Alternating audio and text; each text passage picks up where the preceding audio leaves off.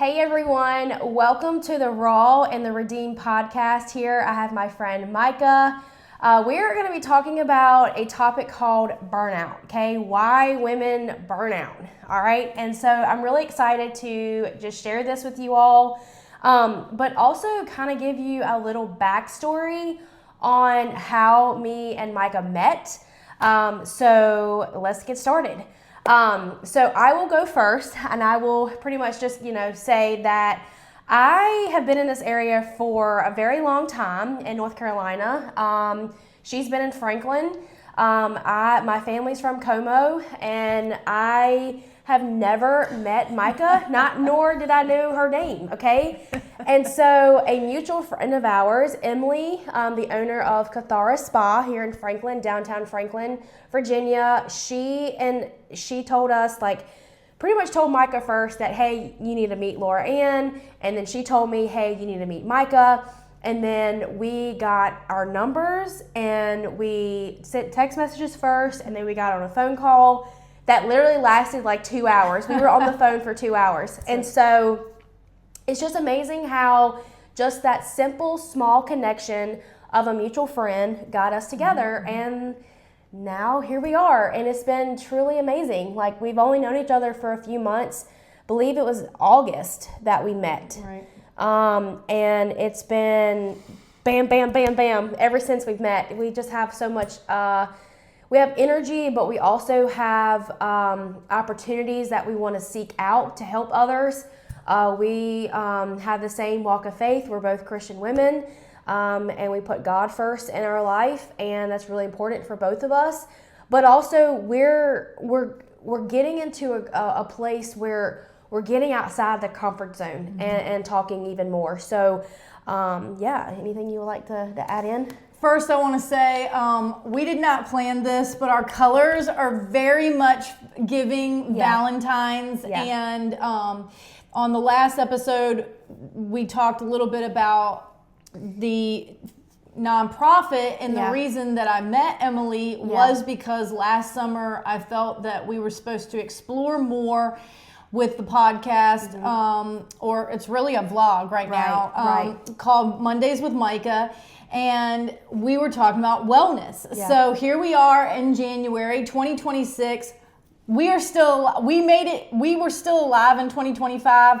That was kind of how I ended 2025. We're still alive in 2025. Right. 2025 was intense. Maybe for some of you, it was the best year you ever had. I will say ours was faced with some family losses and some hardships and other friends and family. And so when Laura Ann brought up the idea of what should we talk about? What are things that women are struggling with? Right. And I said, friendship is something that I feel adult women struggle with, because once you become a mom, and especially a mom with young children. And so I'm a mom of teenagers, and she's a mom of a toddler. And, the potential to continue to grow her family. So we're just going to say a mom of toddlers. She's in that world, and I'm in teenage world. So there is a little bit of gap there, but this is the goodness of this podcast here, is that we're going to have mom's perspectives, but from different points of view in the story of child rearing and how to take care of ourselves so that we can take care of our kids better. Right. All that to say, yes, we did meet in September, and it has been literally the first day that she physically came into this kitchen, we were we both had 2 cups of coffee. That wasn't the case, but the energy that the two of us bring together is of that. And I feel like it's contagious. It is contagious. And we want you to feel that, watching, that there is an energy and a synergy. And also I wanted to say a shared vision. We have shared vision that we can be moms and entrepreneurs and really sit down and seek the Lord for what He sees for our future, and step out in faith and do things we're not comfortable with, when most of the time A lot of people don't understand why we're doing what we're doing, and we're like, get back with us in 5 years, get back with us in 2 years, it's all going to make sense. Yeah. We can't really make sense of it now other than there's a prompting from the Lord. Yeah. And so I'm thankful that I found another sister in Christ that is willing to step out and do things that we do not feel qualified for. No, we have not taken a speech class. No, we have not taken a broadcasting class. No, we are learning as we go. And thank you for ChatGPT to be our assistant, and YouTube to help us learn how to use technology and to get the right equipment. So just so you know, just to press play here takes preparation. Right. And that is something in 2026. Both of us were saying that we are failing in the discipline area. Disciplining ourselves to be intentional consistently to do something. Right. And so after this podcast, we're going to be talking ourselves about how are we going to challenge ourselves without shaming ourselves. Right. Yes. We do not want to bring shame. How can we pursue God and pursue things that we feel like He's putting in our heart and still take care of the household chores and get our kids to where they need to go? How can we do that, Lauren? Yeah. Well, I mean, I will say this, like for me personally, it's what is our main priority in the morning? Okay, there's, we always hear in scripture there's joy in the morning. But, what are we bringing in the joy in the morning? Like, where does our morning start? And I think for me, it's setting the alarm again. I think it's for me getting up at 5 a.m. or 6 a.m. before my husband and my child get up. And I'm gonna be honest right now, we're in a situation right now where my son is going to sleep in his room, but he's waking up at like 3 or 4 o'clock in the morning, getting in bed with us. And then sometimes, I'm not gonna lie, like there's been moments where I will sleep in till 7, 8 o'clock, or at least till about 7:30, and then I feel like my whole entire routine is done for. And so one of the goals that I am going to do for myself is setting the alarm again, because as a stay-at-home mom, I get out of routine. But when I'm in routine, especially with setting the alarm and putting God first, before I putting the dishes in the dishwasher, or fixing breakfast, or scrolling on social media, I have to put God first in the morning before the distractions come in. And I think I know that is going to be my main priority this year, because I balanced a lot in 2025. But there was some mornings where I allowed the distractions to come in. And sometimes, life happens. Your child may be sick, and it is different. And but I do realize that going into this year, also at nighttime, putting my phone away and having that time with my husband, or us literally just watching a television show like together, having those times where he's not on his phone, I'm not on my phone, and just taking time together. And I think, but first, it's putting God first before everything else comes into play. And look, that's easier said than done. Yeah, and it is. We are going to talk about burnout today, but what I want to do is piggyback off what she said, is that burnout is inevitable if you're not putting time in with the Lord. Right. Let me just tell you, if you put Him last, somehow the grace for your day runs out. Yeah. So, like you just can't put out at 100%. Yeah. You're like at a 60%. And the more that we become a slave to the doings of our life, these obligations, these expectations, these people-pleasing things that happen, the version of yourself, the version of me in my 30s had more capacity than the version of me in my 40s. And so I'm having to adjust and not shame the body and what she can do now. The version that she's in is the one who postpartum, she's gone through labor, delivery, pregnancy, the hormones that come along with that. It's a whole different part of the feminine story. And burnout, I think, can happen multiple times. Yeah. But one of the questions we found, and these were from ChatGPT, Right. because we need focus, and so we have to ask it so that it gives us a springboard of conversation. Right. But I want to ask you the question, Laura Ann, when did you first realize you were burned out? Have you experienced burnout? I have experienced burnout, actually, and the first time that I've ever experienced burnout, I was a boutique owner back a few years ago, and I was trying to do everything myself. I was trying to be my own marketing and advertising. I tried to be my own model. I tried to be in the storefront all the time, where I was saying no to things of what my family and friends were doing, because again, when you have a business, you do have to be present, number one, like that. Like, and I knew going into a brick and mortar, I knew that it was going to be sacrifices that I would have to make. I knew that, but when you're actually in it, okay, so I had someone to help me in the boutique, and she was a big help. I even had my little sister to come and help me some. But there was still like that load that I was carrying on my shoulder, that I had to be in control. Right. That I had to be in control of everything. Yeah. And I had to, and when I was in that moment of where I felt like I had to have control over everything, that is where I experienced the burnout. Yeah. And then, you know, when I moved into the brick and mortar, because I've been in 2 different locations with the brick and mortar, but when I found out that I was pregnant, I felt like I was at a good space with my brick and mortar, but I knew from my good friend Megan, you know, she had a business. She took a step back from her business because she wanted to focus on being a mother. And that happened to me too. Like, I didn't understand at first, like, what she was walking through. But as soon as I became pregnant and as soon as I like had my son, it all Your just priorities shifted. changed. My priorities changed. And being a mom is the most rewarding and challenging thing that I have ever done in my whole entire life. But that is when I experienced burnout. And my lease was getting ready to be up. And I contemplated, like, do I need to continue this? Do I need to let it go? And there's some things that happened. But I literally, I looked at my husband and I said, being a mom is so important.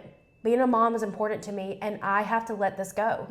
And actually, I'm going to be very transparent with you. Like, I just officially let go of my boutique as a whole in 2025. Like, wow. I held it on for 2 years after having my son. I did a soft relaunch in May of 2025, thinking that I was going to get back into it. But honestly, y'all, my heart is just not there anymore. Yep. And you got to lead with what you're doing with heart. Yep. And that was the first time that I really experienced burnout. And see, I just have to piggyback again. Something that we said, we took a walk before we did this video here today, just to clear our minds and to really get us energized. We felt more vitality, like our brain was sparking faster. That's what happens when you walk. Yeah. And so we're learning patterns within how we work best together. And anyway, but all that to say, something I said is that, you know, last year I started to say, I wanted to say no to the things that I've known and yes to the unknown. And so I'm not going to ask Laura Ann, do you feel like a failure when you closed shop?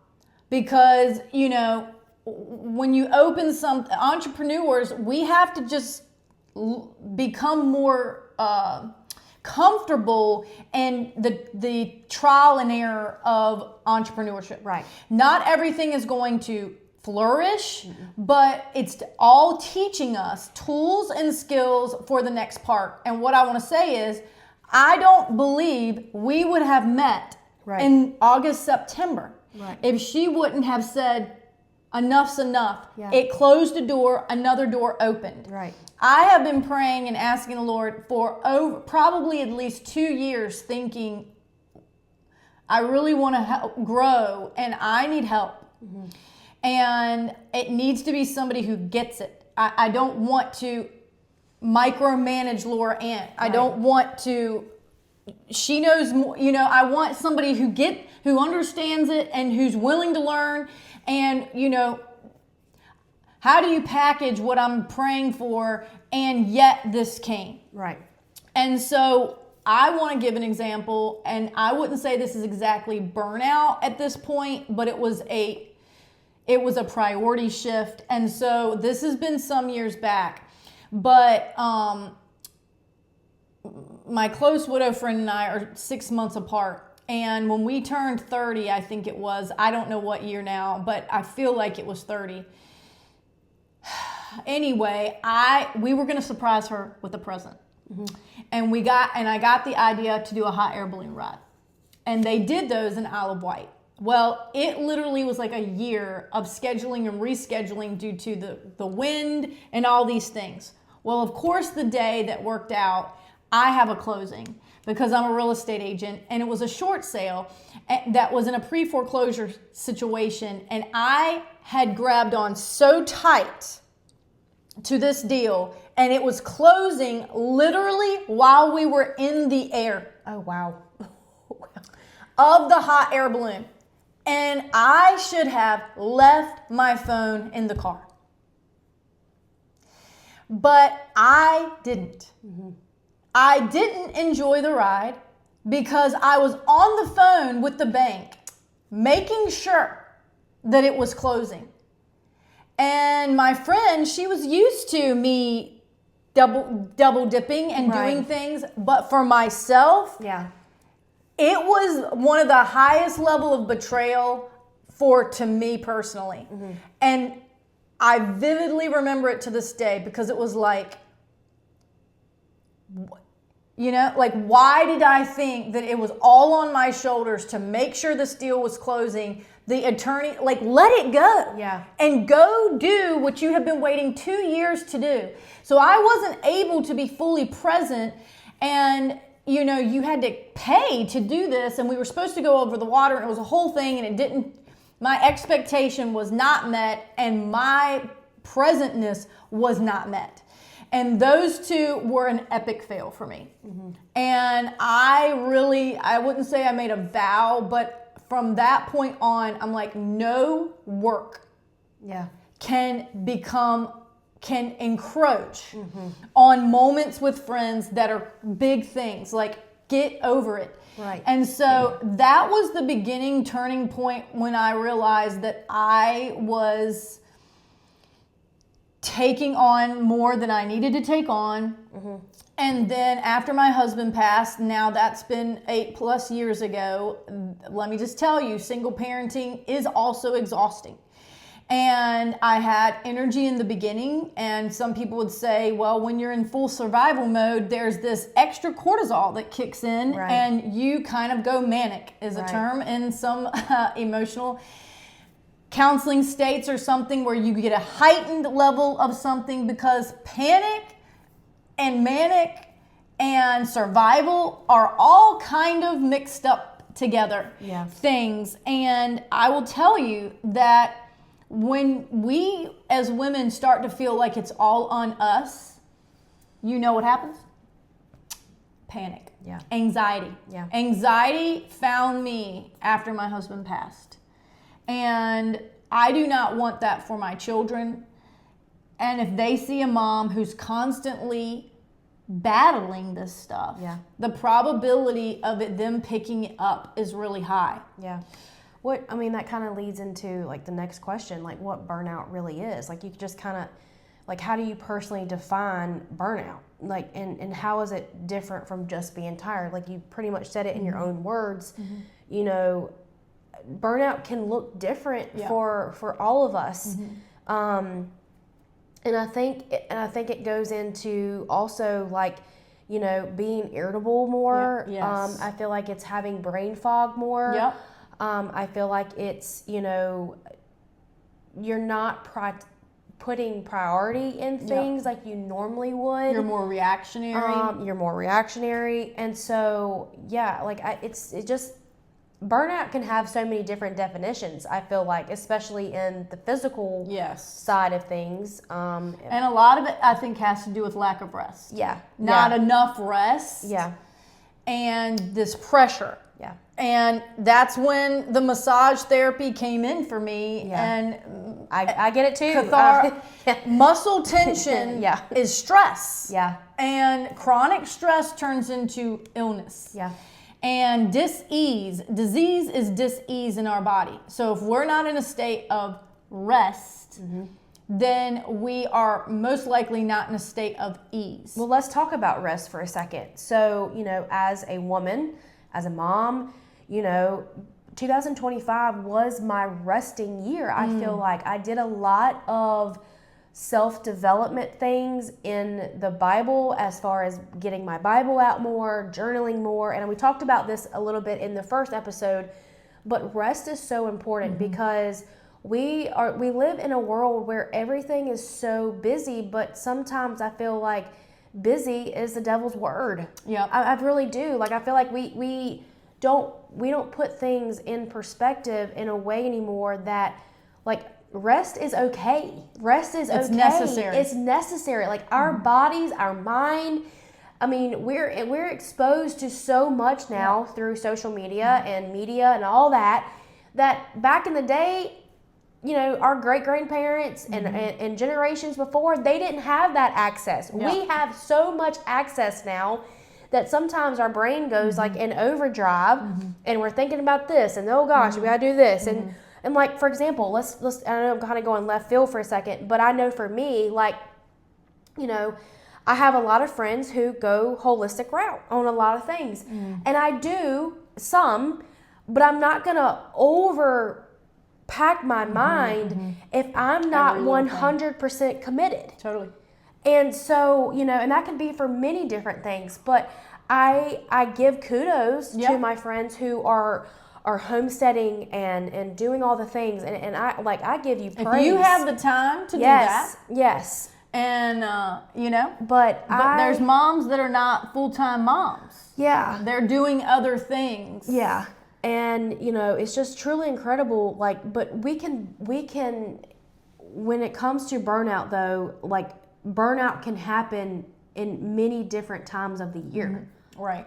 It doesn't necessarily have to be this one big burnout. I know for me sometimes, like when I'm at that point, I do shut down. Yeah. I do shut down. Like I sometimes I even have friends that are like, "Hey, you okay?" Right. And I'll say my body will feel a little more like shaky. Yeah.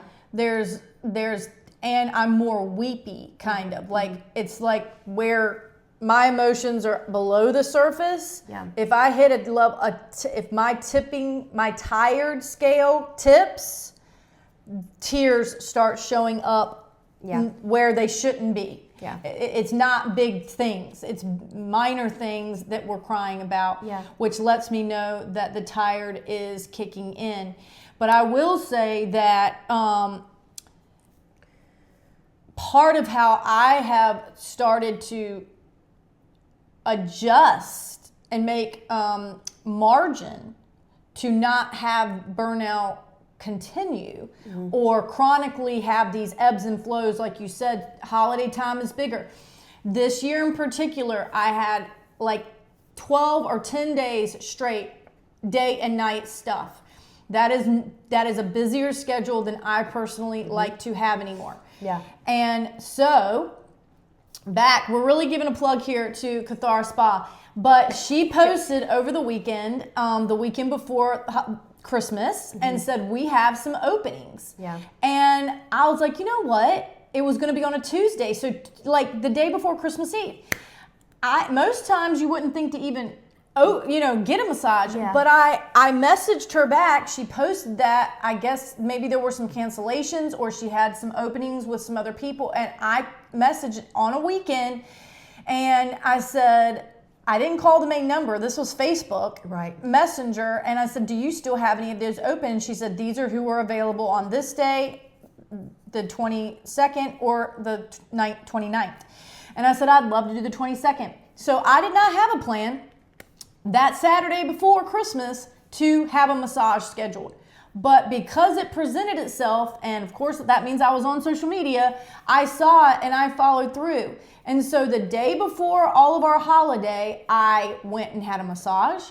I got in their sauna, and I even did a bath that night. So I did some self-care to help me regulate down a little bit, shift down, because that Saturday I was feeling myself tipping the wrong way. I was feeling the fatigue. And so I knew that if I wanted to be able to be partially present and not numb out at Christmas and just be a body in the room, that I was going to have to be more intentional. And some of you may say, well, that's nice, Micah. That's nice that you could financially afford that. It's not cheap to do that. Not all of us can just, make a call. Well, I'm thankful that I had a gift card that I'd had for 6 months that I hadn't used. And it reminded me, hey, you have that, utilize it. How many of us have been given gift cards that we never use or we lose them? And then that was people's hard-earned money. And so there is inexpensive ways to do it. You can take a walk. You can sit outside in the sun and do some grounding. Take your socks off. Put them in the grass. And then get in the bathtub with some Epsom salt, just your feet, and it will help detox and help your body suck some of the stress out. What about you? I think for me, I think it's the walking for me that like helps me de-stress. And again, it's crazy because we're talking about the holidays and just how chaotic it was. It was chaotic for me too, to a certain point. Like I had a little bit of midst of where I could rest, but and I kind of lacked the walking. I didn't really walk as much. My son is outside majority of the time playing. But I caught myself sitting versus walking. And, just going for that walk today really just, got my mind flowing again. And I used to walk all the time in my driveway. So I think for me, walking for me is good, but also I really like to stretch. I like to do mobility exercises. And so I got to get back into that too. Like, I think that's something that I need to get into. But also another thing too, and I'm gonna be very honest, like, there was a point in my life where I did go and get massages done when I was working full time in the dental field. And then I kind of took a step back from it for a while. And then when I started getting massages again, it does help you. And actually, the last time that I went to Cathara Spa, I did a bathtub soak, and I was sitting in the bathtub, y'all, and I was literally like, what do I do? Right. What do I do? It's like weird. Like it's very weird because I'm so used to moving and doing, but I had the chance to slow down. And that's what I was gonna say, but I forgot. But you brought it back to me. For you ladies, I just have to, being a little bit older. I'm not trying to mom any of you, but it's like, I've been there. Please don't do what I've done. This is why I'm saying this. But for those of you, and this is not a knock on any husbands, but I have heard many women say that they feel they want to sit down. But then when others come home and see that the house is a mess, they get asked the question, what did you do all day? Yeah. And due to getting asked those questions, and that is a very common term in our area and culture, that it is perceived as being lazy. It's not. It's not. And what I just need to encourage you ladies here today, that productivity will burn you out unless it is fully aligned with your heart, your mind, and your purpose. And that has taken me years of slowly saying no to more and more things. Even though I'm a peppy person, you would think I could handle it all. But what I'm here to tell you is, as our lives evolve and the maturity in Christ evolves, there are certain areas, like she said with her brick and mortar business, it didn't align anymore with where she's going. And so there's something that starts to happen in our soul that we feel empty from the work. And then if we feel empty from the work, and then we feel exhausted from the work, it's therefore not soul giving, and it's physically depleting us. That's really where this burnout happens, because we're finding that as we get in alignment, when we get in the Word and then we have a conversation and oh my gosh, it's like he's saying it differently because we're different people, but the summary of it is the same. He's speaking the same message to us in our own language. And so vitality comes when we have those kind of conversations. So I think we should kind of go through some of these reasons that we've heard and we've all experienced. We're telling you where we are right now. What is the name of this podcast again? The Raw. The Raw and the Redeemed. Okay. We're having raw conversation about real life in real time, but we're letting you know that we've also been being transformed over the years, some maybe longer, that you have your relationship with the Lord. I will say I got saved at 5 years old. I did not really need Jesus until after my husband passed. That was 21 years later. No, 31 years. 31 years later is when I really needed Jesus to show up. And so there is the term of surrendering your heart to Jesus to be the Lord of your life. There's asking Jesus into your heart, but then there's surrendering your life, the plans for your future, into His hands.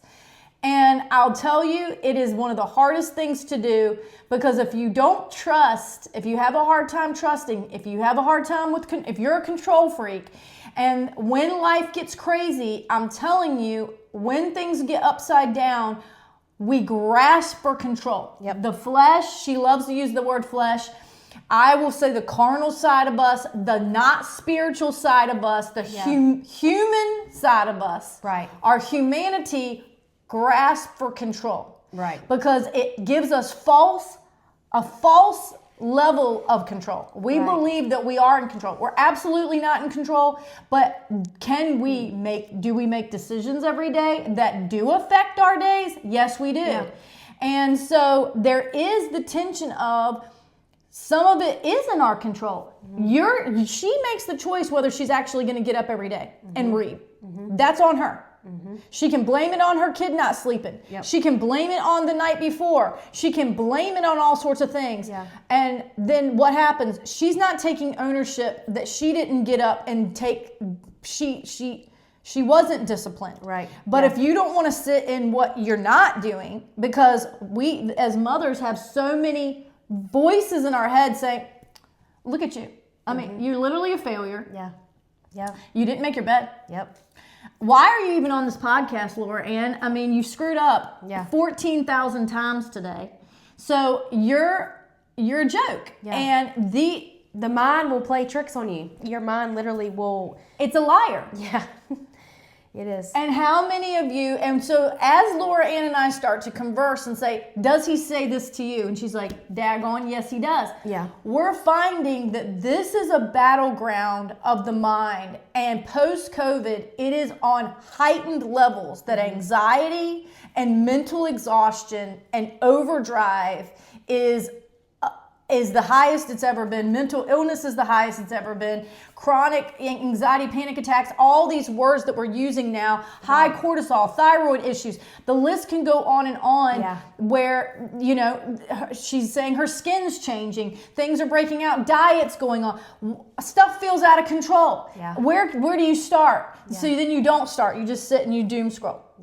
So what are some of the areas that we can just move through more quickly that we have fallen into the trap of? Well, I mean, really, I mean, honestly, like when I look at this, what roles are you carrying right now that feel the heaviest? I honestly feel like I'm actually at a lighter load right now. Awesome. because I let go of things that no longer serve me in last year, 2025. And so like my role is lighter. Yeah. And it feels abnormal, to be honest. It doesn't feel like, I feel like I should be carrying so much more right now. But I am enjoying not having to feel heavy right now, because I have felt heavy for so long that I don't feel it anymore. So, and I get it. Like even she's gonna watch this and she's gonna say, I told you so. I've had my mom, say, you're doing too much, and I was doing too much. I really was. I was doing too much the last few years, but I had to figure that out. Yeah. I had to juggle that. I had to experience it. And to let things go that they were kind of physically halting me too. Right. Like what you were saying, they were literally like just holding not, back. They were holding me back. Totally. I thought at one time that they were serving it, totally. Great things for me. Yep. They were to a certain capacity. Yeah. But what I've learned in this is that God stretched my capacity in 2025 compared to what I thought my capacity was. And that's kind of like a oxymoron. Yeah, like I never really experienced that before. And so I was like, okay, God, I see you. I'm tired. I am exhausted. But you are stretching me. But see, she gave him her little. Yeah. And he gave her more. Yeah. And, and so, how do you feel right now? That's a good question. I feel like I've said this multiple times, that sitting at the end of December, I felt really unclear. Mm-hmm. Unclear was the word. Mm-hmm. But what I am going to confess is that I was not sitting with the Father consistently. Mm-hmm. So lack of clarity is partially my fault for lack of intentionality. That's good. So for us to say, well, you're kind of at a loss, and yet you don't feel like you're supposed to be. And I just said, I'm not going to look like a beat down puppy at the end of 25, because it was a beat down. Yeah. 25 felt like a beat down. And there's people that are weary and well-doing right now. And, what do we do about that? Yeah. And so I will say that I have been trying to balance, and I would say that since Laura Ann came on, the potential for growth is exponentially increased. And I am dumping things on her and having to trust that somebody else is going to follow through. So let's just put this as a goal for 2026, that we will be women of intention and women of follow through. Yeah. Because we were having another conversation about how we have reached out to people and they have not reached back in. Mm-hmm. And for us to be able to grow things, we cannot do it in our own strength. Right. But one of the reasons it says up here is for burnout is too many roles, not enough support. Yeah. And I totally get that. And so that is where there's been this push and pull for me as how I want to do more, but then I have these kids and I know that they're only going to be in my house a few more years. And so I've had to know within myself that there's a cost to being a stay-at-home mom. Mm-hmm. But the cost to allow someone else to raise your kids is even greater. Yeah. And the Lord will redeem the time. Yeah. And there's things that that no one else can give to our kids. Right. And so my job as a single parent is to be as awake and present as possible. There are many times that I go in my room to recharge and the kids have to fend for themselves. Right. That is a reality that I'm in now. I don't have anyone else to tag in. So to be intentional And so they may feel like mom's not fun. Mom's tired again. Mom didn't want to play games with us. Yeah. And that is me having to be more disciplined in 2026 to make time for that so that they remember mom being available and fun and not just on her phone because she's tired all the time. Right.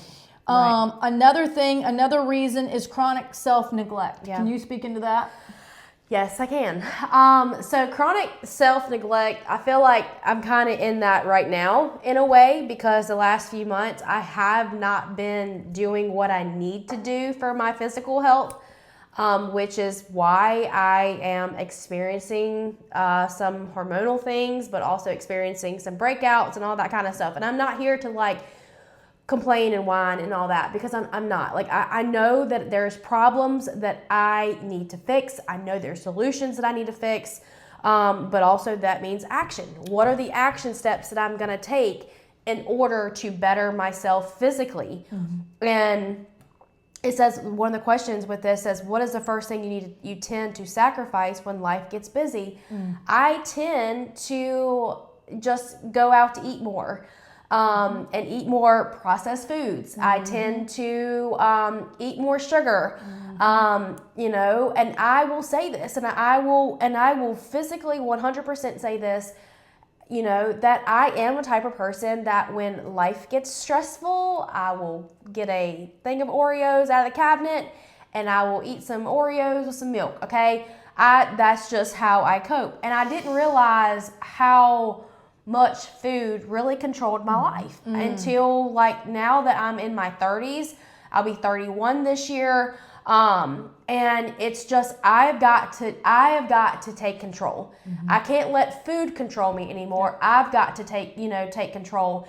And, but also the physical movement. And, there was many moments in my life where I was really good with physical moments, where I was, doing more exercising and more walking and being more, having more physical movement with intent. Okay.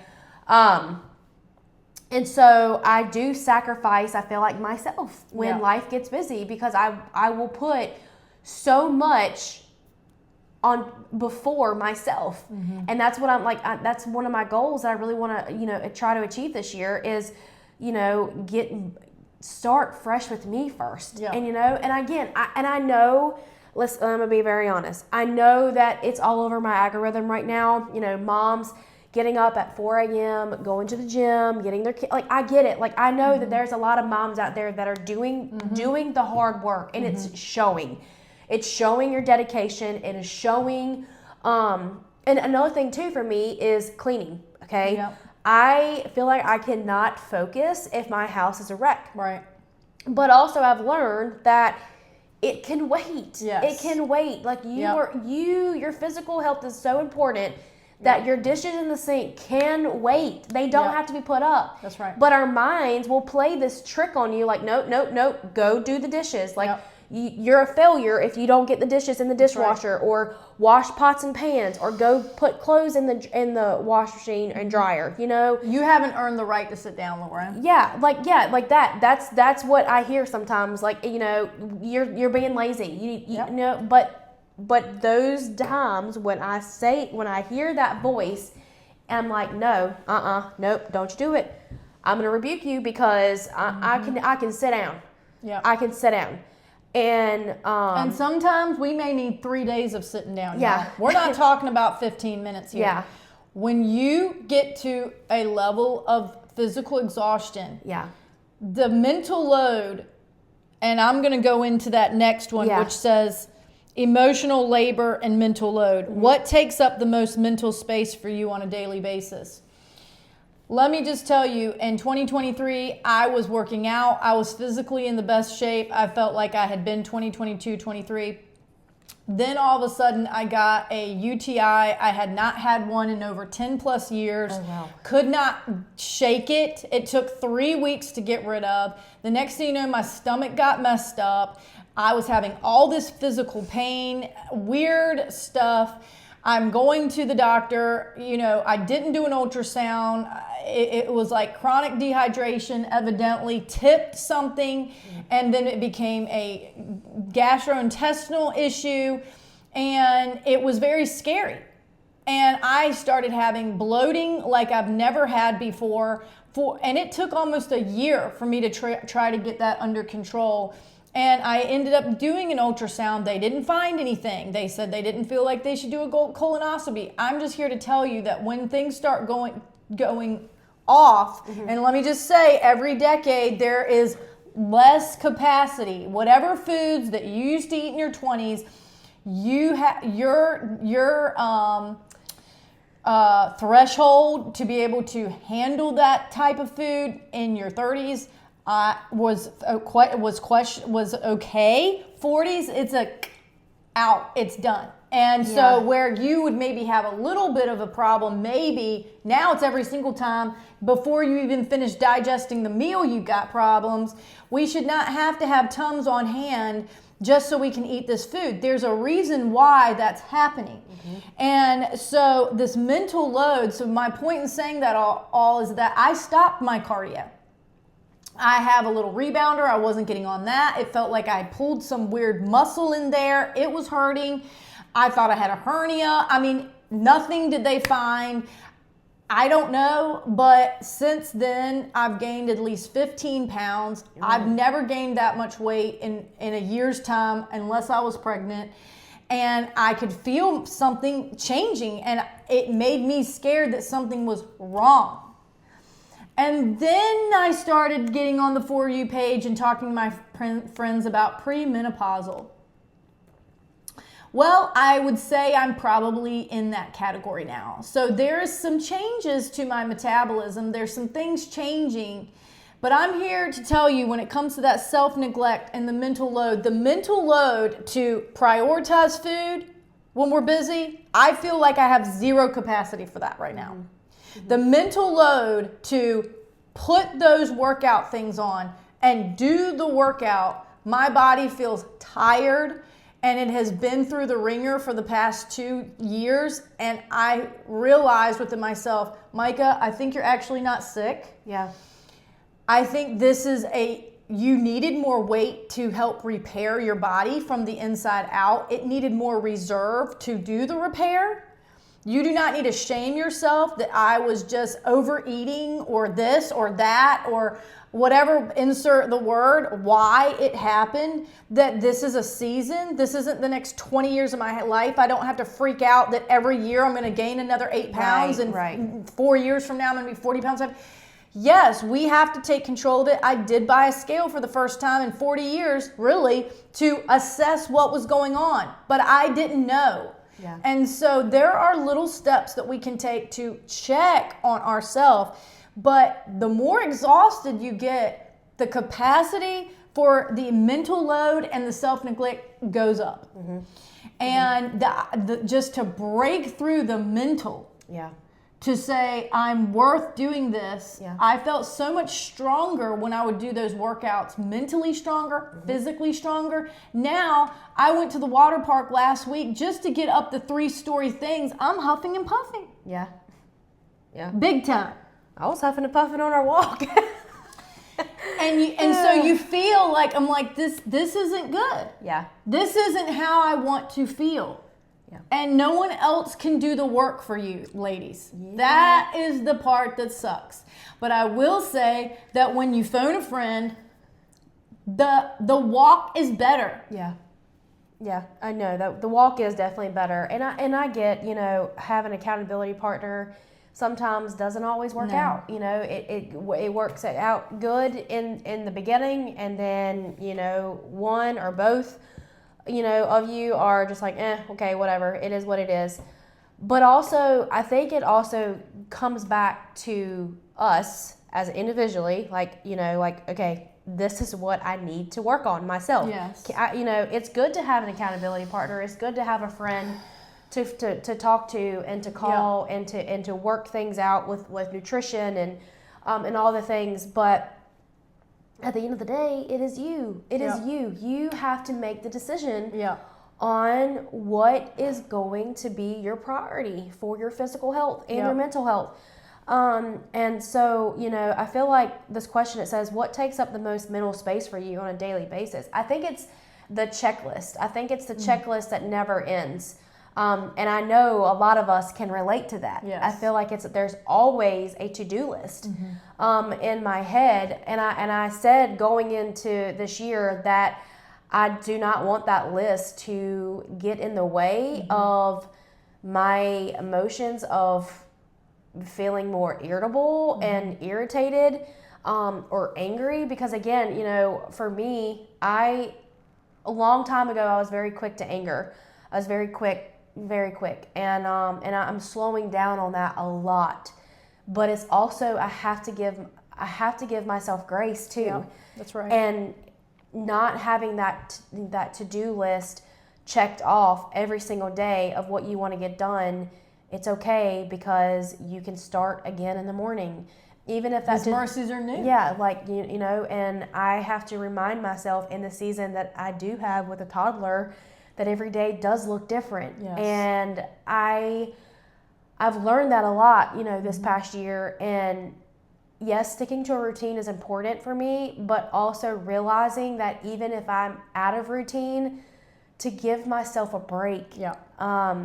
That goes right into the next reason. Yeah. It says, where in your life do you feel pressure to be everything for everyone? This has to do with perfectionism and people pleasing. Yeah. And, and I'm, I will say that I do feel the pressure to do everything well. I don't like the word perfect, because we're not meant to be perfect. But yes, we would like for things to be done a certain way in our own way. I don't like the word perfect, because nothing can be perfect. But the pressure of doing everything well, of course, we want things to go good. But life has a quick way to remind you that almost every 6 months, something's going to happen in your life. And it could be a storm that you're going to go through. It could be a death. It could be finances. It could be a job loss, whatever the case may be. But I do believe that, again, this is why it's important for me to be present with the Lord and to have that one-on-one relationship with Him. Because if I went through the things that I've went through the last 2 years, almost 3 years in my walk, I don't think I could do it alone. I don't think I could do it alone without God. And I have more peace within it now. And, sometimes, and I'll even say, like, my husband has said this before. He's like, how do you see a light in everything? Like, how do you see a positive in everything, even if the situation is negative? And I said, I just have to find it. I have to find it, because it will make sense to me to keep going. And my strength is the Lord. It's not me, not my flesh. And, fear of disappointing for others.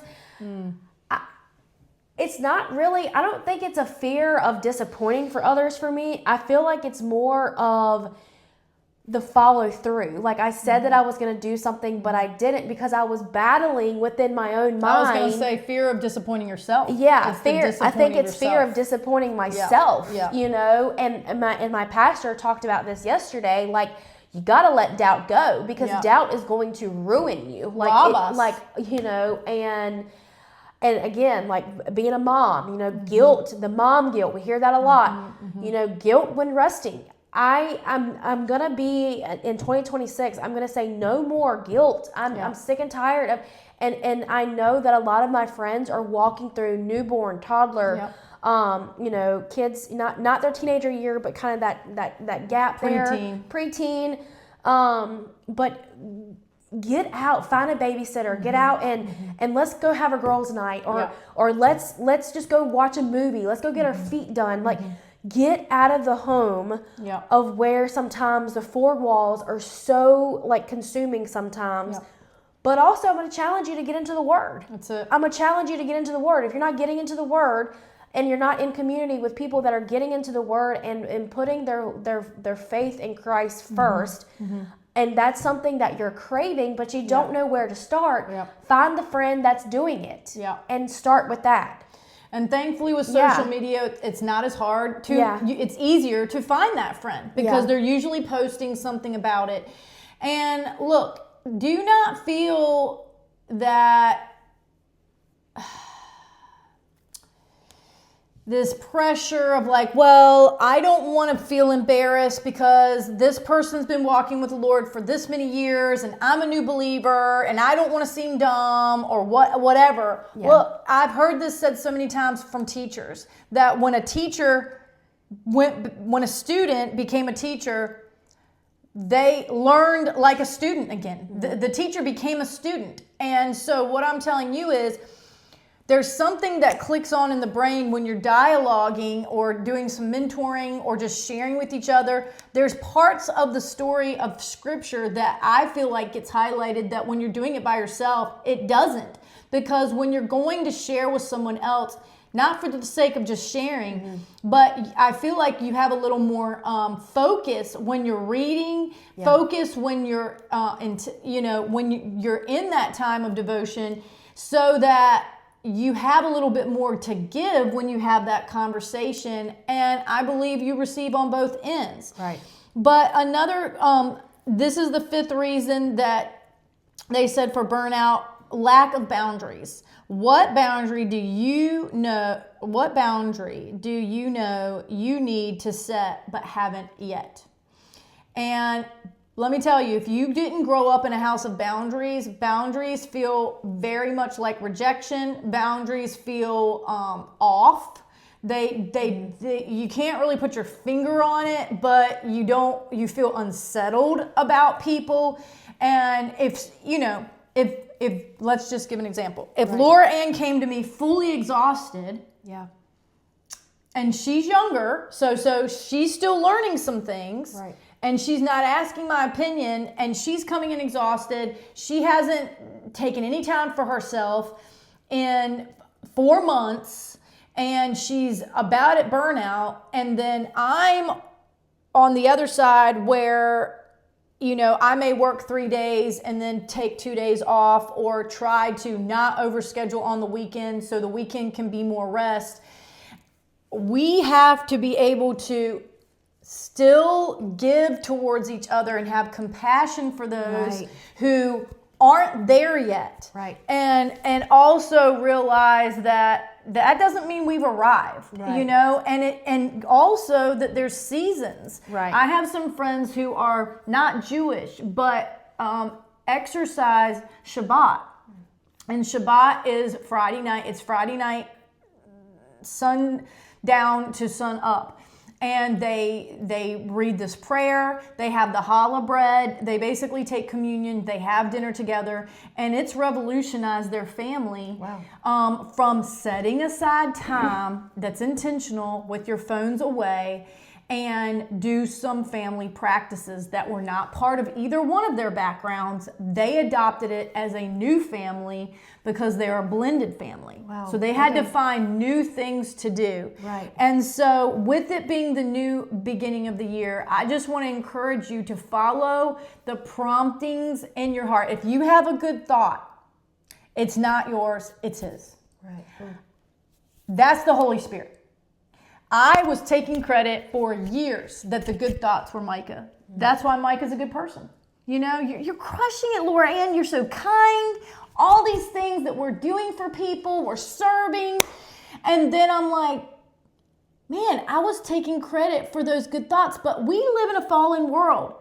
All the negative self-talk, that's really ourself. Yeah. The positive part of ourself only comes through renewing our mind, through reading the Word, and the more that in time and relationship, decades of relationships that people have, the more when hard things happen, scriptures are jumping to the forefront of their brain. The recall. Mm-hmm. Why does she have light? Why does she have hope? Because she's been putting in light and hope. Right. So light and hope is able to come back out.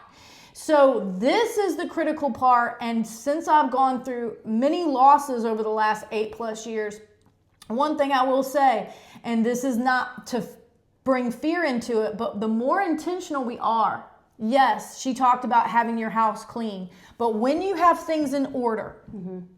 when you've done some of the, not every checklist, but the bigger things, if a crisis finds you, you're not going to tip as quickly.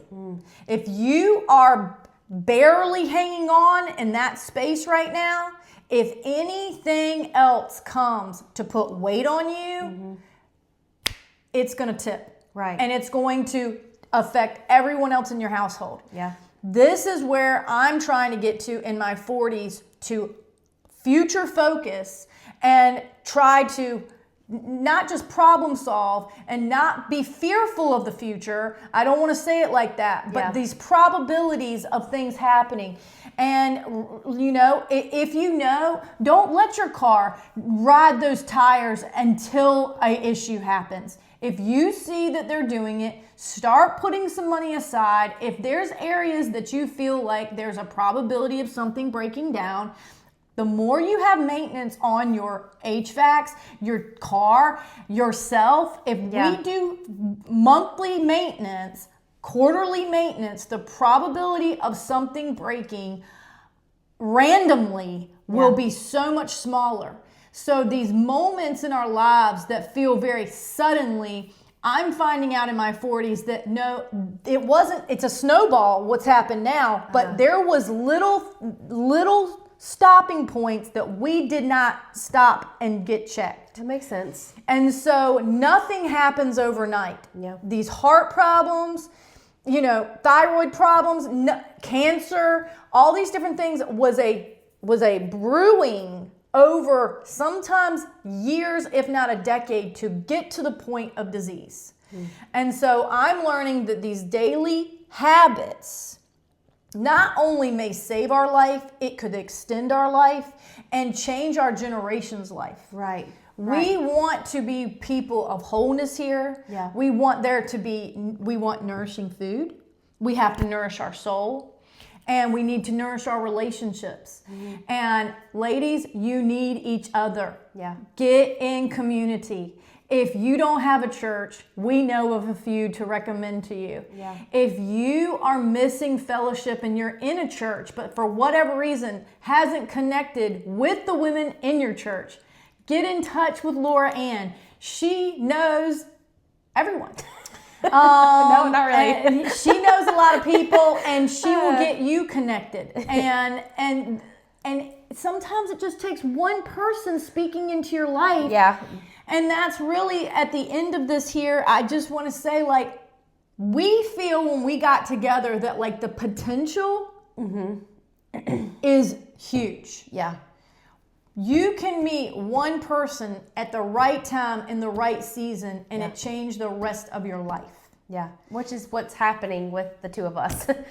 You know, yeah, and you've kind of, you know, we've kind of gone into our closing of this, you know, of if burnout had a voice, what do you think it's trying to tell you? Well, it's trying to tell you that what is your priorities? What are you putting in replace of getting closer to the Word? What are you putting in replace of your physical health? What are you putting in place of your finances? What are you putting in place of your relationships? You know, what are you putting in place that will again have that snowball effect for something big with to happen? fruit in it, you know, and it's important. You do have to have. I mean, your fruit is important. That's it. Your fruit is important, and you cannot give from an empty cup. But what are you doing on a daily basis that is also dominoing effect with that cup being, you know, Filled up. You know, and so, you know, another thing it says is practical reset and hope. You know, we've been talking about, you know, changes and daily habits. We've been talking about like just keeping it simple, you know, but and it says, what is one small change that has helped you begin healing from burnout? And it's the Lord. There's no I would other say awareness. First, acknowledging that we're there. Yeah. And then surrendering that feeling, that emotional state to Him. Like it's the exchange of that. If you just go to the Lord, but you don't think you're exhausted, or you're in denial that you're there, Yeah. I don't feel like he can fully meet the whole need. Yeah, and I feel like that's kind of where I was in 2025 is, and healing doesn't have to always be from your childhood.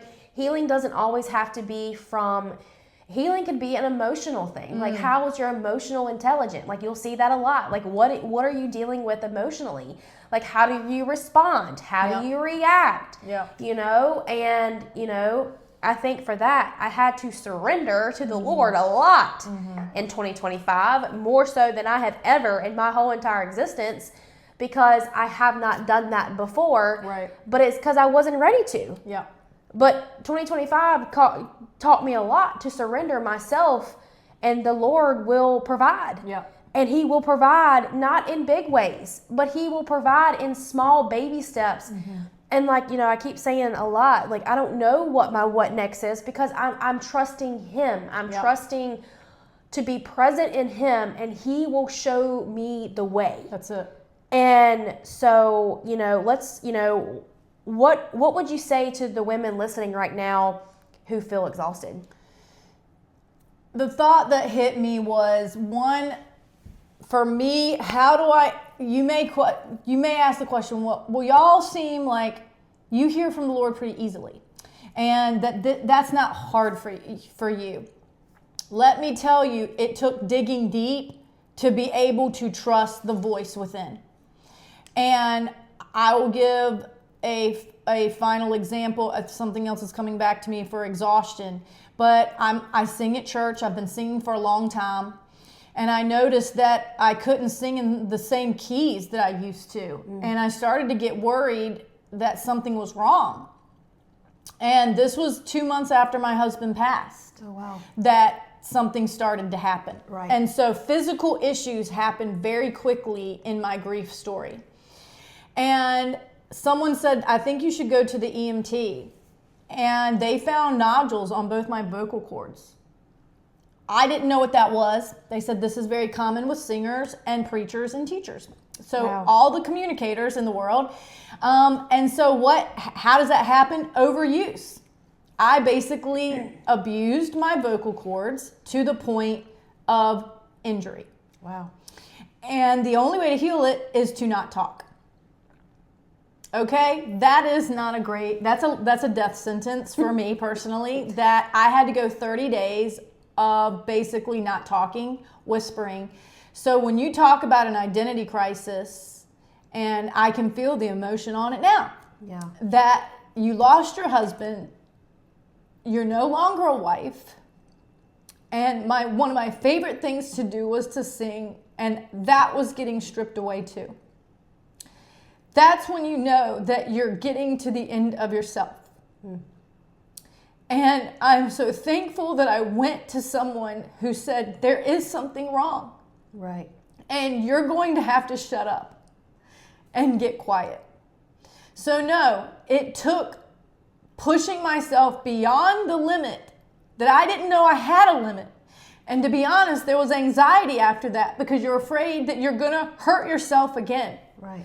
And you really don't know when you started to hurt yourself in the first place exactly. And so it was maybe 2 or 3 years later that I got a voice coach. And it was a virtual voice coach, but I felt like I needed more tools. And there's points in our lives, ladies, that you get to the end of yourself. Whatever tools you had, whether you could call your mom and dad about that issue and they're not here to call anymore. Whether you got a raise in a job and now you're in a different caliber of business and none of your friends are there. Yeah. Who do you talk to about some real things in your life? You have to sometimes get new friends and different groups to continue to grow. Well, for me, I ran to the Lord. I ran to the Lord because nobody seemed to have the answers and no one was going through the problems that I had. And I got this voice coach. Investing in yourself, lady, feels Like you shouldn't. I mean, yes, yeah, like I was going to say, you are worth the investment. That's what I want to say at the end of this episode. You are worth the investment because you don't know what's ahead in your future, but the Lord does. And when you feel like you're being lavish because you're paying $40 a month or $50 a month to have a voice lesson, who do you think you are? Are you trying to be the next Lauren Daigle? Why are you getting voice lessons? Yeah. Well, I didn't realize that I needed to be doing warm-ups. Just like a runner does. Right. They have to warm up the muscles so that they can run the longer distances. Right. Well, I wasn't warming it up because I never sang that hard before. But in 2017, we had a lot of worship nights after my husband passed. And I sang a lot more. And because of over singing, I overdid it. And so it happened, and it can happen for you. And that first meeting, Zoom call with that vocal coach, she said, we're going to do some breath work. And I'm as clear as I'm telling you right now, I'm sitting there, another turning point in my life, and she's in a virtual, and it's basic, and she said, we're going to just start doing some breathing. And within a minute of breathing, these emotions start to show up. And I can feel myself about to lose it. And I was not expecting that. And the voice said, thank you for, either it was thank you for finally taking care of me, or thank you for taking care of me. And I couldn't believe it, because that's the part, y'all. There's no one else. The Lord gave us this body. She only gets one body. And yes, some of our parts can be replaced, and that's the amazing thing about medical advancement. But her son gets one mom. Yeah. My kids have one mom. Their dad is gone. And when you hear a voice say, thank you for taking care of me, something came on alignment, because my body could trust that I was going to take care of it. There's self-betrayal that happens where we override our system because we feel like we have to press through this next thing. If we can just get to this point, we'll do it then. Yeah. This is this thing that happens in this checklist that, we can't stop now because we promised this person we would do this, and we promised ourselves we would do this. And if we said that we're going to do it, we want to be people who follow through. And now we're a quitter, or, we failed in all these things, fear of failure, fear of man, fear of perception. The people-pleasing part of this, we promised people we would do things. To say that feels so fickle or wrong, or like we've sinned or something, to be honest about where we are. And so now that anxiety comes in, and we have to be like, I can feel myself traveling, and I go somewhere where I have to go longer distances, and I got to the location, and I literally flipped out within 45 minutes because someone said, can we go do something? And panic kicked in. Because I was already there. I was already at exhaustion before we even got to an event. Just getting there tipped me over. And so I had to get in my bed and cry and call a friend to calm me down. And just that hour to relax was enough to recharge me. But at the time of panic, I didn't know if I was going to have it the rest of the weekend. Those are the moments, ladies.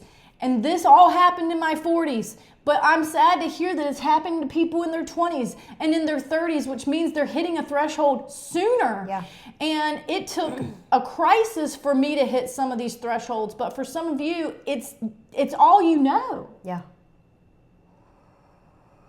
And I'll say this too, going piggybacking a little bit off of what you're saying, also too, us women, we don't ask for help enough.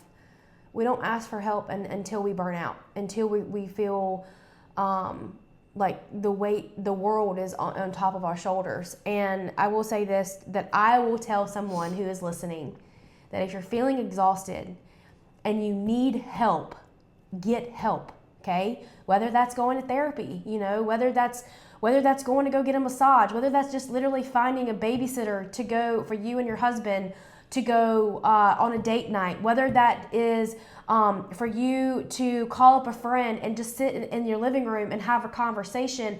Or maybe wait until if you got younger kids, wait until your kids are to bed, then call your friend. Text your friend, say, hey, if you're up, please, let's talk. I just need someone to talk to. Or, but also be intentional with, your conversations of just being there, and like, I will say, like, just ask for help, because I also have a hard time asking for help. But the moments that I ask for help, I do feel a weight lifted off. And I'm like, man, that wasn't as hard as I made it in my head to be. Yeah. And so, and you do have to take time for yourself. It is not selfish. It's, you literally have to take time for yourself, because you are important. Yep. You are important as a woman. You are important as a business owner, entrepreneur, a daughter of the king. You are so important. You are worthy of it. And the enemy will try to tell you that you're not worthy, but you are worthy of it. You are worthy of everything that you feel too, because it's normal to feel these things. A lot of women feel the way that we feel, just in different aspects of life. And one of the things that I will say is that, shifting from my 20s to my 30s, man, it's been a big shift.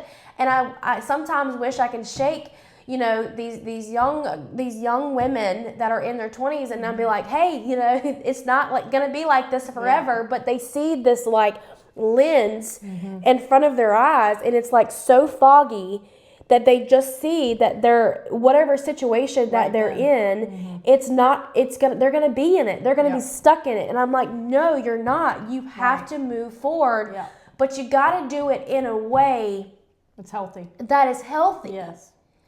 And so, I just, I just want to say, like, ask for help. Yeah. Stop trying to do everything yourself. Stop trying to hold the whole entire world in your hands and on your shoulders. Yep. Lead into your heart more. If you got to let go of things, let go of things. If you got to do things differently than what your family and friends are used to, then let it be. Be the different person. Make different habits. Do different choices. Okay? So just give yourself grace this year and not guilt. Replace guilt with grace. And that's pretty much all I really have to say. It's a great word. Grace is unmerited favor, and if you don't believe that you deserve the favor of the Lord in your life, life is going to be harder. And life is already hard enough. And I'm in the process of casting moment by moment, when I feel the weight of a friend's storyline that I can't fix. Right. When you get to parts of your life where you're with friends and family, and there's things that they have to take ownership of for there to be a change, we can't fix it for them. Amen. And that is part of us growing up. That is part of us raising our kids, and realize that sometimes they have to really walk through it. Just as she said, her mama said, I told you.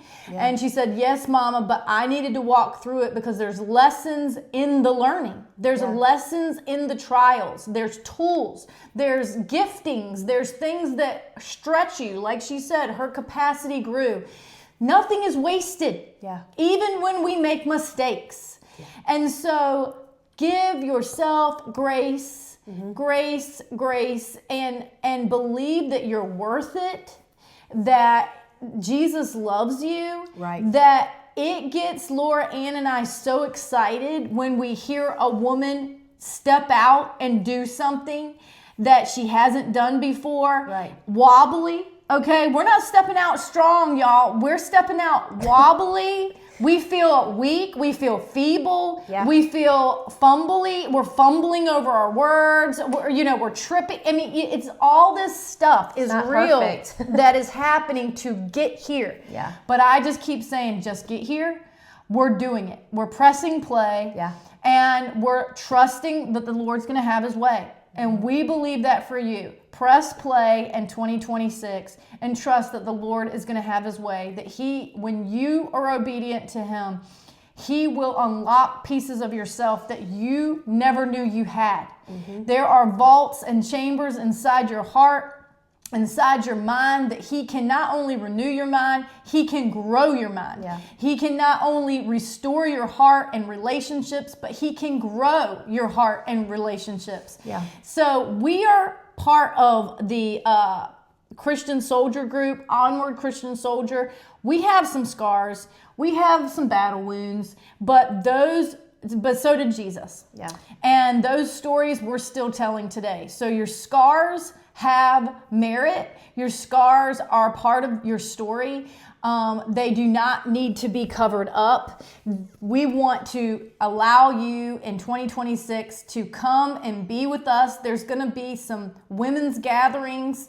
We don't have dates for those yet, but we believe that when you get women around the table and you invite the Lord into the center, that powerful things happen. And that's really what I want to encourage you, is that when you make the informed choice, that's an empowered decision. Yeah. You're not making a decision out of being reactionary or out of guilt or out of people pleasing. We want to do away with all the ways we made decisions before. Yeah. Those are the parts of us that emptied our tank. But when we know where we're going, meaning we know the Lord's leading us, we don't know every door.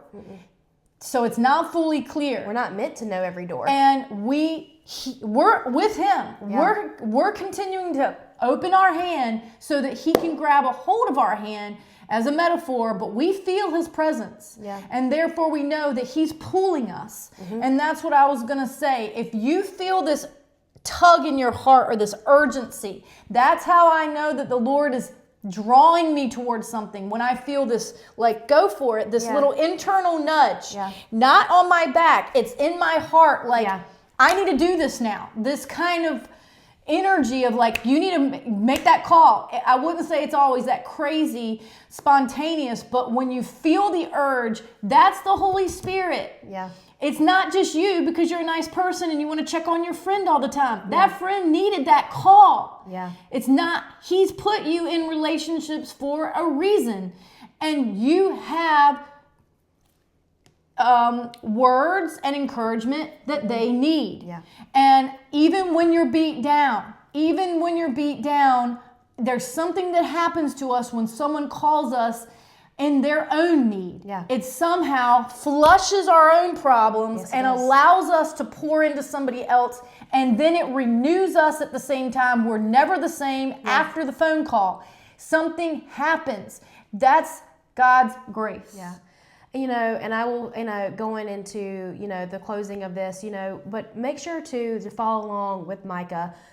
She has the Widow Walk. It's truly amazing. It's something that is so incredible for me to experience in this walk with her, and seeing from the outside, but also looking in the inside with, going to events with the Widow Walk. But it's also like, it shows me a way where there is hope after loss. Okay. And so just give them a little, I know we talked a little bit on the first episode again, but again, I want y'all to know that there is resources here. Yeah. There's resources in North Carolina. There's resources in Virginia, outside of Franklin, Virginia, outside of where, but really she hasn't hardly got into North Carolina yet. And that's what I'm saying. Like, the reach, we're reaching, we're trying to grow some things. Yeah, trying to grow some things. She's North Carolina, I'm Virginia. I'm trying to, and I needed that. Yeah. That was literally a desire of my heart, to get connected with people in North Carolina. We're 10 minutes from the line. I lived 2 miles from it when I grew up. I've been bordering North Carolina for my entire life and never really felt like that was territory that I needed to get into. Yeah. But enlargement is what we're believing for in 2026. Right. Yes. I'm getting her connected with people in Virginia. She's getting me connected with people in North Carolina. We don't know where any of that's going to go. We're just trying to stay open to conversations. She's now meeting widows when she's going in to get her phone changed. Yes. This is what happens in spirit-led living, where the more open you are, the more probability, the more things happen in your everyday life where you literally say, you can't make this up. No. You literally cannot make this up. Yeah. She is now the awareness to her when she is working at Napoli's when I'm thank you. waitressing. She's seeing these single people, and now there's a beacon in her heart that's saying, go and have a conversation. Go and have a conversation. She was always having conversations, but they're more intentional now. Yeah. She's more mindful, and the Lord is putting them in her path. Yeah. That is not something I controlled. That is bigger than me. Right. And so this is where we get excited, because we're seeing that there is something going on bigger than us, and we want to partner together to bring some synergy. But yes, I founded, it's called the Widow Walk Foundation. It is a nonprofit 501(c)(3). We are meeting monthly. It is a resource here in Franklin, Southampton County. We want to get into Hertford County. We want to get into the North Carolina areas. I believe that the Widow Walk is supposed to have chapters all over this country, like the Girl Scouts. Why? Because widows need people. Widows need widows. Widows trusting widows, looking out for each other. It's basically like what we're saying, but I feel like sometimes over life that as you get older, you had whatever friends you had and you never really broadened your friend group. Well, now those friends are dying, and now you really don't have the same support anymore. Some do because their friends didn't die as quickly. Some don't. Then if you move, you go to a new area, you don't have the resources, you don't have the support. Right. Well, we're here to help be a supplement for you for that.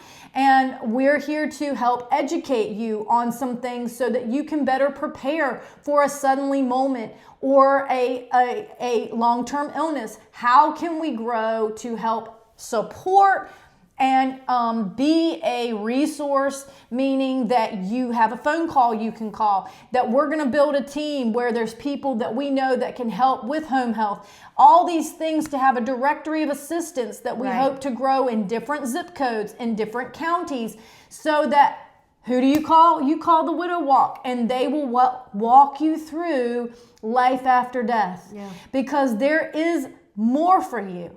Right. There is more. To be 36 and have to face death and have to walk out that every day is a present struggle. But when I handed my day to the Father and He started giving me songs and He started to give me rhymes, and it turned into a devotional, and then it turned into a storybook about my album. Yeah. And then I meet Laura Ann and we're doing videos about other songs that are happening. These are just some of the different things that have evolved over the last 8 years of doing life walking with Jesus. And so this year, we are hopeful to do some workshops, and this here is called My Mended Heart Study Guide. This was birthed during COVID when we were in lockdown. I took my little devotional and we made them into journal prompts. If you are questioning if you know how to hear from the Lord, that would be a great start here in 2026.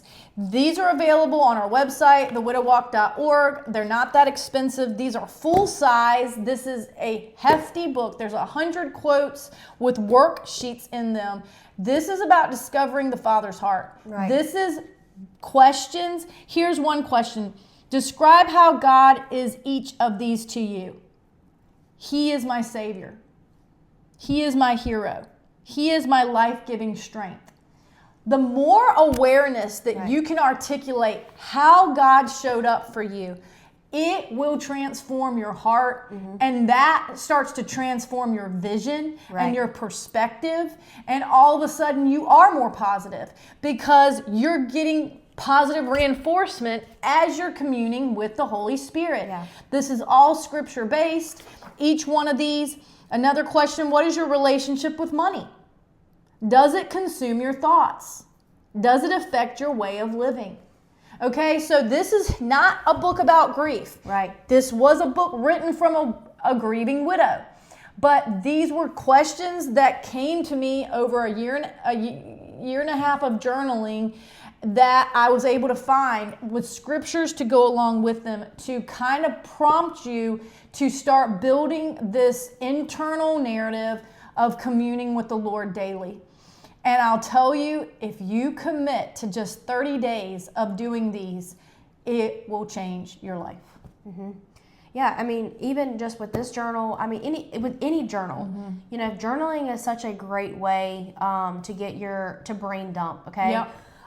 But I will say, you know, with the Widow Walk, and then the reason why we're doing this is because, again, I have resources in North Carolina. She has resources in Virginia. We're just trying to merge or trying to expand. So if you are a local church, or even if you're not, doesn't have to be church based. It could be where people just get together, and, you know, mindfulness. Yep. You can go to a public library room and go and meet. Yep. We can meet at a home. Yep. I mean, regardless. The thing it is that we want to bring more awareness to the Widow Walk.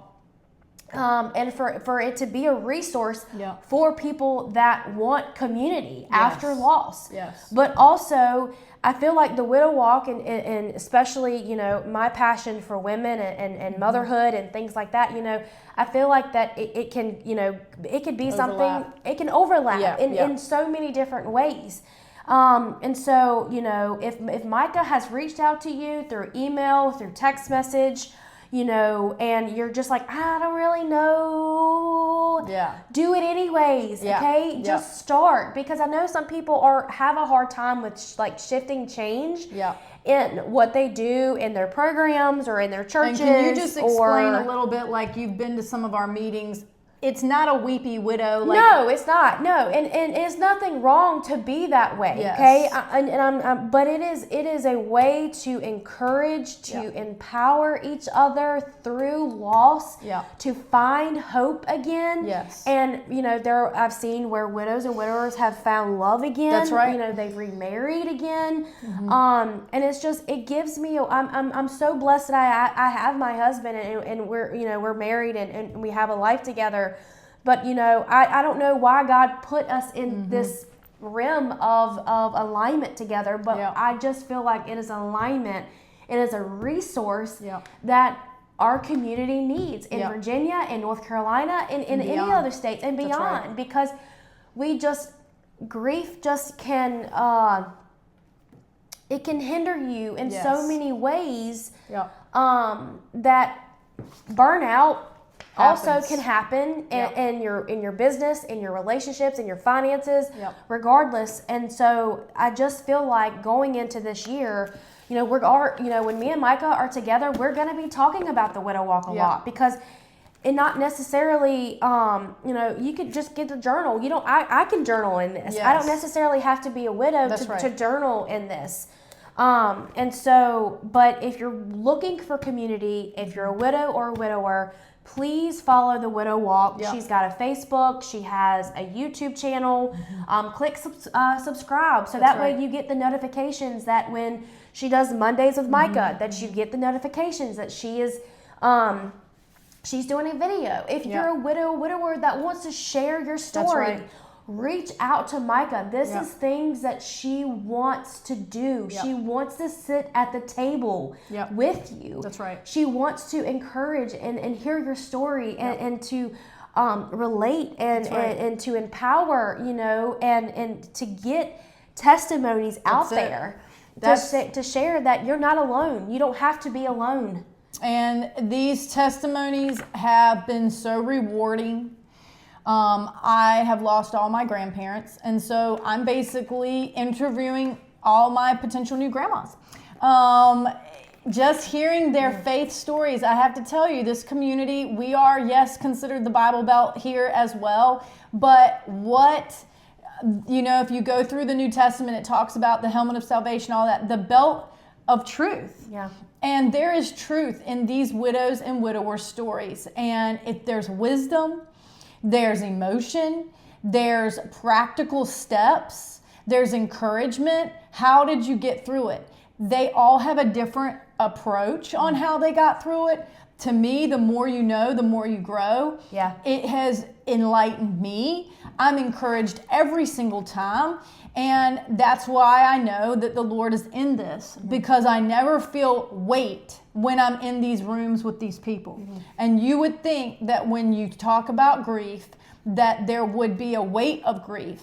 And I have to say, I feel more of his presence than anything else. And joy is found in the conversations. Yeah.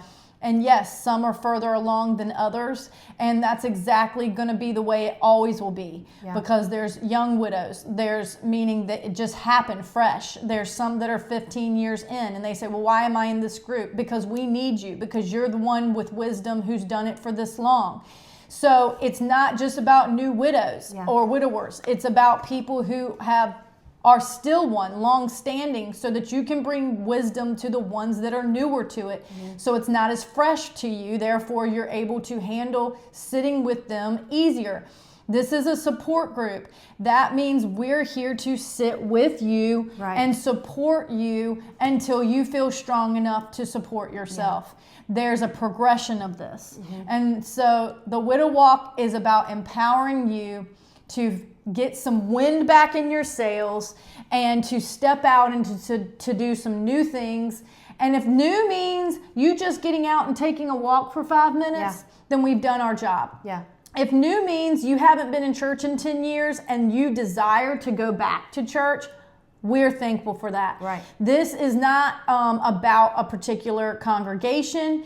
It is faith-based, but we accept all widows and widowers with faith or without faith, because this is about loving on you where you're at. Right. We're not going to ever pressure you in any kind of way in those regards, but we believe that we're better together. We are. Yeah. And that buckle up, because Mike and Laura Ann are going to be just getting on our little scooters and zipping around here and there. Yeah. Yeah. And again, you know, if you are watching this and you're like, man, this is really awesome. Like, I really want to do this, you know, contact me, contact Micah, you know, and let's connect. Like, this is all the power of what social media can do too, is connect. You know, if there is a similarity that you hear with us talking and you want to connect, you want to get on a podcast. That's right. Get on the podcast. Let's talk, you know. But we cannot do this without you, number one, because we got to get the word out. We got to get the word out more about the Widow Walk, but we got to get the word out about the Raw and the Redeemed podcast. You know, she's a realtor. She's getting ready to have her license in North Carolina. That's right. Well, you do have your license. Yes. Yeah. You're in the process of all that. So, and she's a realtor in Virginia, you know, and so there's just a lot of different hats that we play and we wear. I'm a waitress part-time. I'm a mama, you know, and so if anything of what we talk about is relational, why do I have such a hard time saying that? Relatable. Yes, relatable. Sometimes my brain goes faster than what I can speak, so that's just me. But anyways, just reach out, okay? Yep. Share with a friend, connect with a friend, send this in a message, copy the link, send it to someone, share it out. You know, Micah also has, you know, her music, Micah Noel, follow her music. You know, she's got amazing music on YouTube, Apple Music, Spotify. You know, I have Spotify with the podcast now, and YouTube is the Social Savvy. And, you know, so again, all this will be linked in the description under YouTube. We'll make posts some about notes on it. And there'll also be at the end of this month there's a fair that's happening at the Rawls Museum where I'm featuring 2 of my songs, and they're going to be framed as art.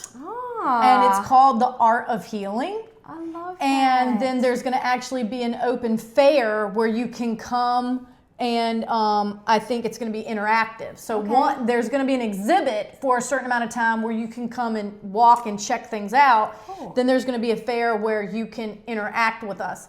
That's going to be up the end of this month. You'll see that on our schedules. on thewidowwalk.org or check out the Rawls Museum. This is a new thing that they're doing this year. Okay. It has to do with mindfulness. It has to do with health. People are bringing their art, but kind of like trauma and art and health all kind of mixed together. Okay, I like that idea. So this is new, and I'm excited because I feel like I'm fully in that category of That's awesome. Grief expression. To me is songs, is books. These are the things that have poured out of my heart. And that is not to have anyone say, well, I can't do that. Yeah. You know, like, do not compare yourself here. When the Lord puts something on your heart, we're just trying to tell you to follow through with it. And I never would have believed I would have done this if you would have asked me 5 years ago. And so that's what happens when a girl or a woman takes him at his word and actually follows through. Right. With shaky knees and, you know, same thing with the podcast. Sometimes very little assets in the bank account to show that you even really can do it. Yeah. And then you trust and provide and you keep putting it out there, and somehow a donation comes in, and then you have enough to order 100 books, and people ask a question. But the more interactive I am in the community and they can see the fruit, see the intentional care, right? See that this wasn't a flash in the pan, that we're building trust, we're building curiosity with people, and they never, these events that we're having, and there's going to be one in February, so stay tuned. People want to come back. Yes. And also too, and she's talking about the Widow Walk events, but also too, you know, me and, you know, Mike has been involved with one of them so far, and I know she'll be involved with more to come. But, you know, I have a couple of girlfriends that are wanting to do more faith-filled events. And so we're just locking our minds together and just, you know, planning this stuff and actually making it happen. And like the last few months, we've had a couple of In His Presence events in Ahoskie at the eHub building. So shout out to Troy for allowing us to have these events at the eHub building. But I never would be a part of the Entree community team either if I never stepped out of the comfort zone and actually started like thinking of getting out in the community again. So it's all just taking place. The Blooms and Blessings, the local community outreach project that I did in the summer with local moms and women, I want to do that again this year. Again, you know, I'm not trying to put my hands in too many baskets, but I want to help others and serve others in His way. Yeah. And we could do it slow. We don't have to always do it, you know, every single month, you know, but I'm in a season where I want to make things happen for people to come together in community, to meet one another, to meet new people. Okay. Don't stay in the same circle all the time if that circle is not serving you well. And so again, I just, you know, please share. Social media is an amazing tool, and we need your help. We need your help to share and to share with friends and to share. You know, maybe this message is for someone in your church. That's right. You know, maybe it's someone in your friend group. Maybe it's someone, and maybe it's for you. That's right. You know, but share and get the word out so that way we can, we're still at work. We're still getting to work on what to do for this year. If this thing about burnout resonates with you, if you're feeling stuck and don't know where to start here at the beginning of the year, if just the idea of starting feels overwhelming, comment below. Yeah. If there's a topic that you want to know more about, that Laura Ann and myself, she's going to do these without me, I'm going to come on periodically, that comment below. Yeah. We want to hear your feedback, because it helps us grow, it helps us evolve, and really get these types of mediums, if you want to call it, finessed to the place that we really feel like it's the sweet spot. Yeah. So we are exploring things on our own pages, in our own channels, to see what is what is true in the new year for us, because we're not going to be the same 4 years from now. Things are going to evolve, and we have to stay fresh. Yeah, we do. Yep. And that's not experiencing burnout as quickly as we have done in the past. So see you next time. Yeah. All right. Bye, y'all. Thanks for tuning in. See you later.